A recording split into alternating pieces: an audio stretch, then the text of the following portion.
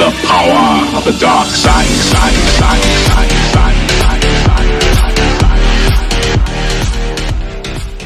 Jack here from Griffin and Jack Productions, and welcome back to another video.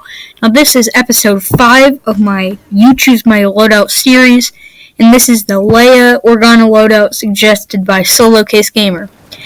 Now before I start the video, I want to remind you that there's still one spot actually open for the Star Wars Battlefront 1v1 tournament on Xbox One. So please comment down below if you would like to participate in it, and let's get on to the video. So the first part of the loadout is the bodyguard trait. Sorry, I had to clear my throat there. The bodyguard trait protects you, gives you higher armor, the better you do. This is very, very useful, and it is the trait that Leia pretty much has in the game, so that makes a lot of sense. I really like this trait. It is one of my favorites. I would probably say Berserker is my favorite now, but it is definitely a good trait that will help out on the ranking of this loadout. The next part of the loadout is the cycler rifle. The cycler rifle is pretty much the traditional just sniper, and pretty much every franchise ever that's a shooter game, whether it's CSGO or Battlefield. It is not my favorite weapon in the game. I would much rather have the pulse cannon or the scattergun over the cycler rifle. The cycler rifle has kind of like a drop off, and it's a little bit delayed comparatively to the pulse cannon, so I would definitely take the pulse cannon over it. It is still a good weapon, and I get a few kills in this gameplay. So I would say it's probably in between good and bad. It's not bad, not good. I would choose something else, but it can definitely do some damage. Next part of the loadout is the scan pulse.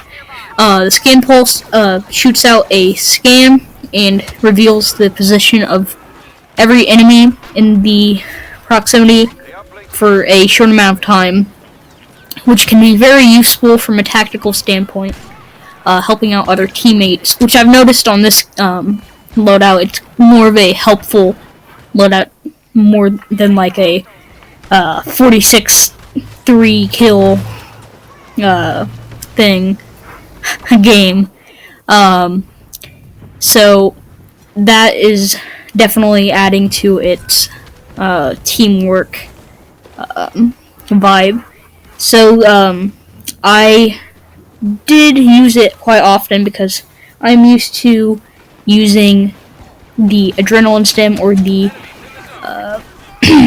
personal shield, so I would activate it thinking that it was one of those and not have to use it, but it did help out in some situations. So it is okay. It's not my favorite, but it's good. And for the other star card, it is the Back to Bomb. The Back to Bomb is a great star card. What it does is it heals you and gives you a little bit extra health over time, and anybody that it splashes, so it is adding to that tactical feel versus a MLG no-scoper feel.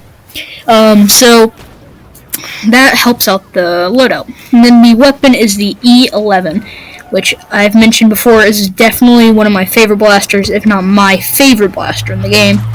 So that helps out a lot. I would give this loadout a 8 out of 10. In this gameplay, I did much better towards the end than the start, but I still did okay. So if you enjoyed this video, be sure to like and subscribe for weekly Star Wars Battlefront content. This week, I believe we will have the games for the 1v1 tournament, if we have all of our participants ready.